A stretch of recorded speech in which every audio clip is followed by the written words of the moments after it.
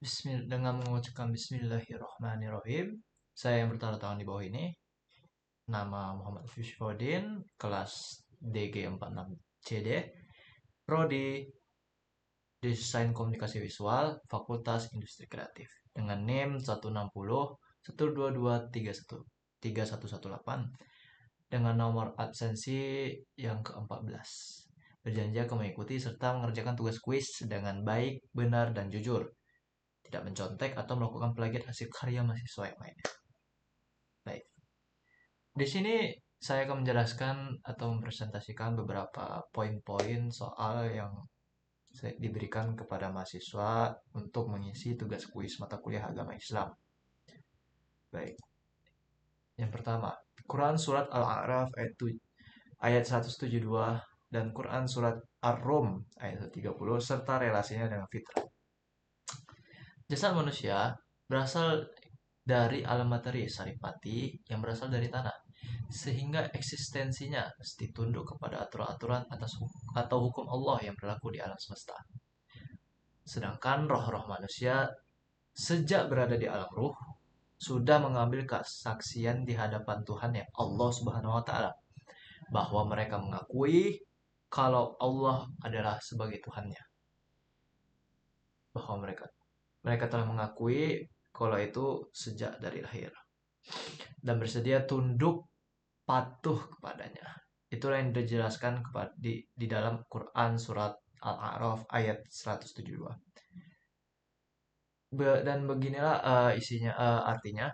Dan ingatlah ketika Tuhanmu mengeluarkan keturunan anak-anak Adam dari sulbi mereka dan Allah mengambil kesaksian terhadap jiwa mereka. Seraya berfirman, bukankah aku ini Tuhanmu? Mereka menjawab, betul, engkau Tuhan kami. Kami menjadi saksi. Kami lakukan yang demikian itu agar di hari kiamat kamu tidak mengatakan sesungguhnya kami Bani Adam manusia adalah orang-orang yang lengah terhadap ini keesaan Tuhan. Maka tidak bisa dipungkiri bahwa kalau jika manusia sudah di hari kesaksian dapat berbohong atau seakan-akan mereka tidak tahu kayak, sejak kapan aku tidak mengetahui. Nah, itu tidak bisa karena mereka sudah bersaksi sejak dari sebelum lahir atau sejak dalam kandungan, dalam dunia ruh, sejak dalam ruh. Selanjutnya untuk Quran surat Ar-Rum ayat 30, Allah Subhanahu wa taala berfirman, "Maka hadapkanlah wajahmu dengan lurus kepada agama Allah. Tetaplah atas fitrah Allah yang telah menciptakan manusia menurut fitrah itu. Tidak ada perubahan pada fitrah Allah. Itulah agama yang lurus. Tetapi kebanyakan manusia tidak mengetahui." Quran surat Ar-Rum ayat ketiga. Islam adalah suatu sistem ajaran ketuhanan yang berasal dari Allah Subhanahu wa taala, diturunkan kepada umat manusia dengan wahyu melalui perantaraan Nabi Muhammad SAW sebagai agama yang datang dari Tuhan. Maaf. Sebagai agama yang datang dari Tuhan yang telah menciptakan manusia, sudah tentu ajaran Islam akan selaras dengan fitrah kejadian manusia. Fitrah dalam arti pembawaan asal manusia secara umum sejak kelahirannya, bahkan sejak awal penciptaannya di dalam kandungan atau sebelum peniupan ruh, dengan segala karakteristiknya yang masih bersifat potensial, yang masih perlu dikembangkan diarahkan oleh ikhtiar manusia, baik fitrah secara fisik atau non-fisik, seperti akal, nafsu, perasaan, dan kesadaran. Dan roh yang itu masih perlu diarahkan atau yang bisa dipilih oleh manusia ke arah mana. Dan itu akan diarahkan dalam Islam menuju yang lebih baik. Baik, selanjutnya. Realitas sikap dan perhatian kaum muslimin terhadap Al-Quran dan hadis di zaman modern ini.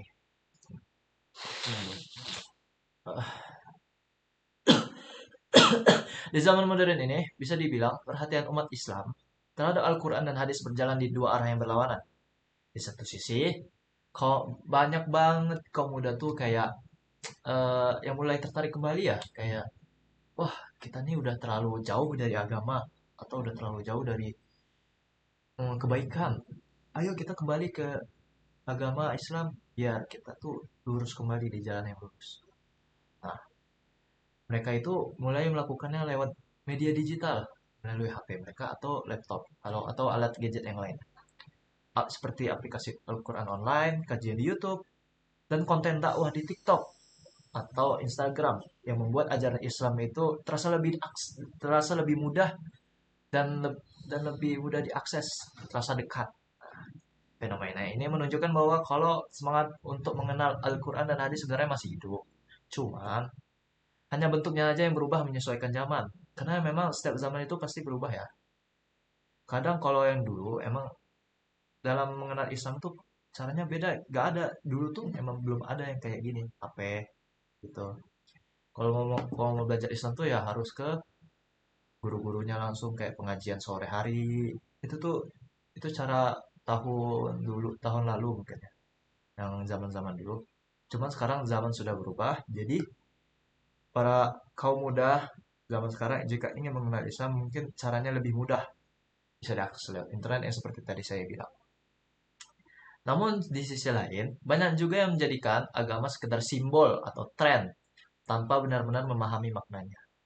Banyak orang yang membaca ayat Al-Quran atau hadis hanya untuk dikutip di media sosial, tapi lupa mengamalkannya di dunia nyata. Ini banyak banget sih yang kayak mengutip ayat atau hadis itu comot-nyomot aja. Cuman untuk misalkan untuk ditaruh di bio IG mereka, tapi mereka nggak mengamalkannya. Itu tuh sangat disayangkan sebenarnya. Kalau kita jujur, sebagian besar umat Islam sekarang lebih akrab dengan ponsel daripada mushaf. Padahal kalau Al-Quran dan hadis itu bukan cuma untuk dibaca, tapi diamalkan dan dijadikan pedoman hidup. Realitanya kesibukan, arus globalisasi, dan gaya hidup serba cepat bikin banyak orang yang menjauh secara perlahan dari nilai-nilai dasar Islam. Meski begitu masih ada harapan loh.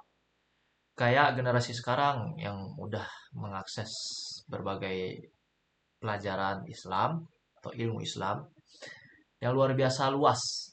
Tinggal bagaimana kaum muda atau kita, anak muda, menyeimbangkan antara teknologi dan keimanan. Selama masih ada niat untuk belajar, mengamalkan, dan memperjuangkan nilai-nilai yang terkandung dalam Al-Quran dan hadis, maka semangat Islam tidak akan pernah padam. Hanya perlu diarahkan kembali ke tempat yang seharusnya. Sebenarnya agama dan teknologi itu tidak bisa dilepaskan ya. Maksudnya tuh kayak jika kita berdiri atau jalan tanpa agama itu ibarat gak ada landasan atau pemandunya. Islam di sini datang untuk memandu para manusia atau para kaum muda dalam konteks ini ke arah jalan yang lebih benar, yaitu seperti Al-Quran dan hadis. Baik, selanjutnya bentuk-bentuk hidayah kepada bentuk-bentuk hidayah Allah kepada manusia serta relasinya dengan ungkapan saya belum mendapatkan hidayah. Bentuk hidayah ini ada bermacam-macam ya. Ada beberapa tingkatan. Tapi sebelum masuk ke dalam situ, saya akan menjelaskan hidayah itu apa. Hidayah adalah alat bantu yang diberikan oleh Allah kepada makhluk hidup untuk mempermudah menjalani kehidupannya.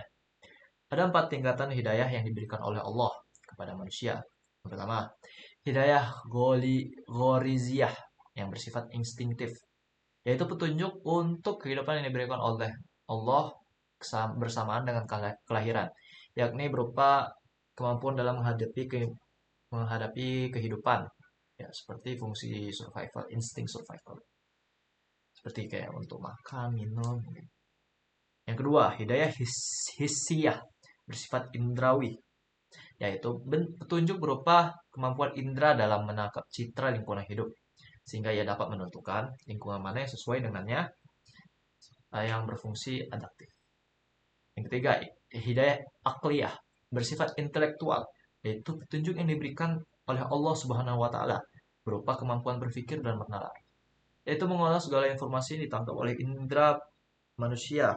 Dalam kemampuan ini, manusia dapat mengembangkan ilmu pengetahuan sehingga dapat memanipulasi dan mengembangkan atau merekayasa lingkungan guna meraih kemudahan, kesejahteraan, dan kenyamanan hidupnya.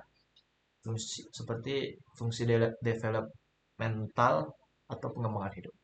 Yang keempat, hidayah diniyah berupa ajaran agama, yaitu petunjuk yang diberikan oleh Allah Subhanahu wa taala kepada manusia berupa ajaran-ajaran praktis untuk diterapkan dalam meniti kehidupannya secara individual dan menata kehidupan secara komunal bersama-sama orang lain, sehingga manusia mendapatkan kebahagiaan dan kenikmatan hakiki dan ketenangan batin dalam menjalani kehidupannya. Nah, uh, serta relasinya dengan ungkapan saya belum mendapatkan hidayah. Sebenarnya ya, sebentar.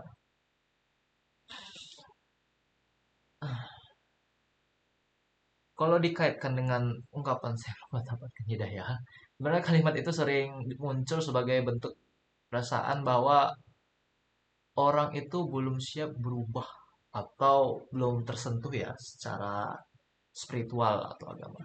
Tapi secara hakikat hidayah itu selalu ada dan selalu ditawarkan oleh Allah. Mungkin bisa lewat akal, lewat pikirannya, atau perasaan, atau lewat teman, nasihat orang lain, orang tua, bahkan bisa aja lewat pengalaman hidupnya secara tidak langsung terjadi di depan matanya.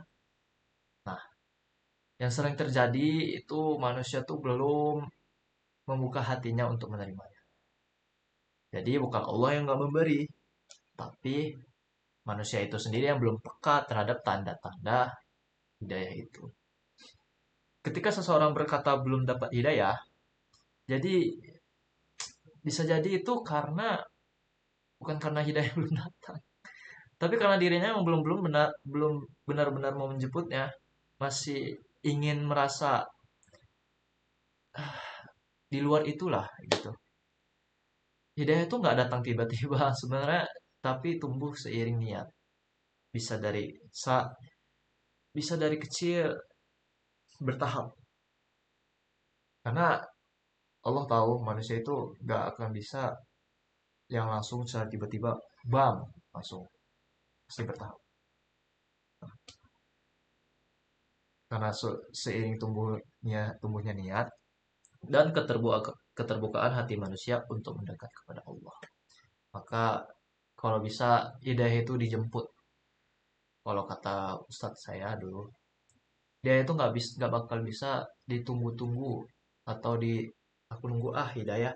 Tapi sebenarnya itu hidayah itu seharusnya dijemput. Walaupun sedikit aja aksi kita, apa yang kita lakukan untuk menjemput hidayah itu termasuk effort kita untuk bertaubat atau untuk menjemput hidayah. Jadi semoga kita selalu mendapatkan hidayahnya sama seumur hidup.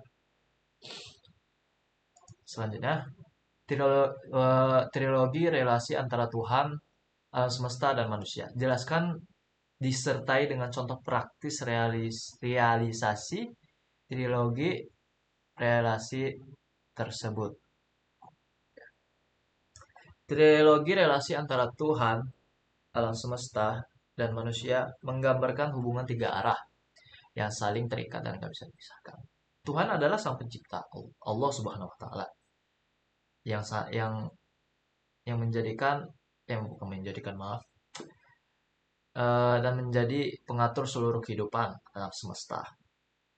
Alam semesta adalah ciptaan Allah yang menunjukkan tanda-tanda kebesarannya. Sedangkan manusia adalah salah satu makhluk yang diberikan akal dan tanggung jawab oleh Allah untuk mengelola alam dengan penuh kesadaran terhadap Tuhan. Ketiganya berjalan dalam satu sistem keseimbangan. Ketika manusia mengenal Tuhan, ia akan memahami makna keberadaan alam dan dirinya sendiri. Tapi kalau salah satu hubungan ini rusak, misalnya manusia lupa pada Tuhan atau merusak alam, maka keseimbangan kehidupan juga ikut terganggu.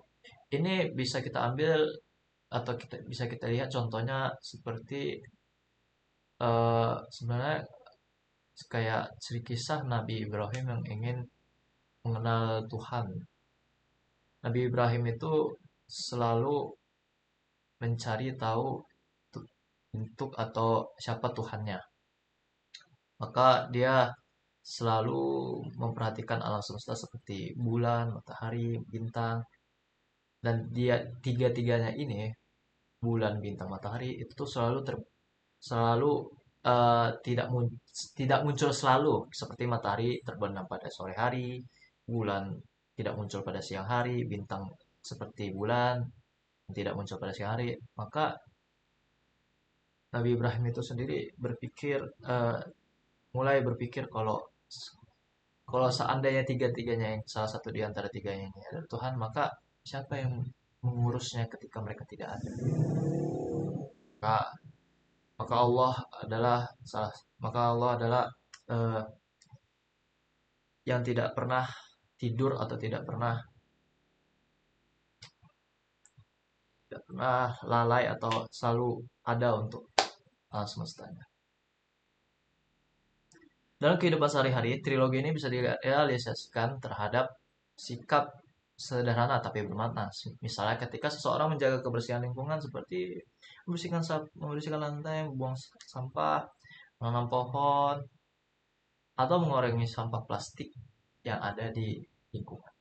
Itu juga itu juga bukan cuma tindakan sosial, tapi juga bentuk ibadah dan rasa syukur kepada Tuhan atas ciptaan. Begitu juga dengan para ilmuwan atau desainer yang menciptakan inovasi ramah lingkungan. Mereka sedang menerjemahkan nilai spiritual dalam bentuk kerja nyata. Bahkan ibadah seperti sholat punya dimensi sendiri. Seperti dimensi trilogi ini. Manusia berhubungan langsung dengan Tuhan, menundukkan diri di bumi, dan menyadari bahwa dirinya hanyalah bagian kecil dari ciptaan Tuhan. Jadi relasi Tuhan, alam, dan manusia bukan sekedar konsep teoritis, tapi fondasi hidup selaras baik secara spiritual, sosial, maupun ekologis. Kita itu hanya makhluk kecil kalau dibandingkan. Bayangkan saja manusia dan bumi. Itu tuh seperti bukan semut lagi. Itu lebih kecil banget. Itu tuh tidak. Kita tuh nggak ada apa-apanya. Jadi jangan sombong ya. Kita tuh hanyalah debu di alam semesta ini. Sikap seorang dan selanjutnya adalah sikap seorang muslim terhadap takdir. Si, se, Sebenarnya bagaimana seorang muslim sebaiknya menyikapi takdir? Eh, Kebanyakan di masa sekarang itu tuh lebih banyak ke pasrah ya kepada takdir. Sebenarnya bukan seperti itu cara menyikapinya dengan benar. Takdir itu sesuatu ketetapan yang udah ditetapkan oleh Allah.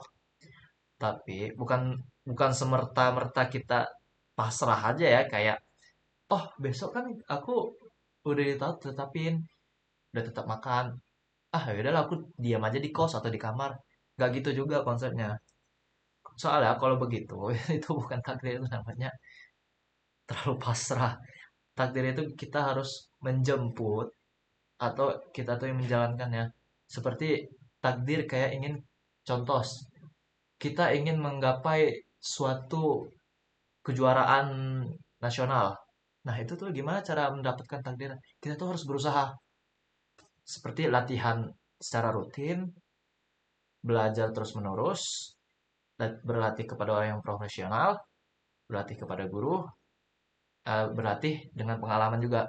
Nah, jika semuanya ini sudah dijalankan, satu lagi ada yang lupa. Jangan lupa berdoa kepada Allah. Karena kalau nggak tanpa berdoa atau tanpa meminta bantuan kepada Allah itu sama aja bohong. Usaha tanpa doa itu omong kosong. Nah, jika semuanya sudah dilakukan, maka takdir itu insya Allah menghasilkan yang terbaik. Karena nggak semuanya takdir itu buruk. Pasti selalu baik, insya Allah. Karena Allah itu tahu manusia itu dapat kuat menerima takdir semana mereka kuatnya. Tuh. Jadi jangan pasrah gitu. Kita tuh harus berusaha semaksimal mungkin sampai Allah memberikan yang terbaik untuk kita. Gitu. Untuk yang selanjutnya, saya akan membahas tentang soal yang mengap, eh, mengapa ada manusia atau muslim yang percaya kepada ramalan-ramalan bintang ataupun dukun. Eh, Jika saya bisa mengatakannya, itu mungkin karena efek efek media sosial ya atau efek lingkungan dan juga efek mereka yang jarang baca Quran atau belajar agama. Soalnya kalau jika orang mempercayai ramalan-ramalan bintang ataupun dukun, itu tuh termasuk syirik ya. Karena sudah dijelaskan pada Al-Quran atau hadis, maaf, saya juga lupa pada ini, pada ayat berapa atau hadis apa. Karena jika kita mempercayai ramalan atau bahkan datang ke dukun saja, itu tuh udah termasuk syirik, menyekutukan Allah. Dan itu hal yang sangat dibenci oleh Allah Subhanahu wa taala. Mengapa mengapa manusia atau muslim masih percaya yang begituan? Itu lebih karena mereka tidak mempercayai takdir takdir diri mereka sendiri yang udah ditetapin oleh Allah. Seharusnya mereka tuh ikhtiar dan pasrah dengan usaha, dengan disertai usaha ya, bukan pasrah secara pasrah doang gitu. Itu tuh bisa didapatkan oleh manusia jika mendekatkan diri kepada Allah. Makanya kenapa banyak manusia atau muslim yang percaya ramalan zodiak seperti Cancer atau yang Pisces, Scorpio yang kayak gitu-gituan lah. Nah itu nggak ada kaitannya sama yang ada di dunia ini, itu omong kosong semua. Nggak ada, itu syirik jika bisa saya bilang. Jangan sampai percaya apa, apalagi yang kayak orang pintar dukun gitu. Nggak ada, itu semua tipuan manusia belaka. Baik. Jadi sikap jadi sikap seorang muslim itu gimana? Jangan percaya sama yang begituan. Ramalan, dukun. Percaya aja sama pegangan pedoman Islam, Al-Quran, hadis. Jangan yang lain. Oke. Baik, terima kasih. Mungkin segini saya dari saya, Muhammad Afif Syuhudin. Terima kasih. Assalamualaikum warahmatullahi wabarakatuh.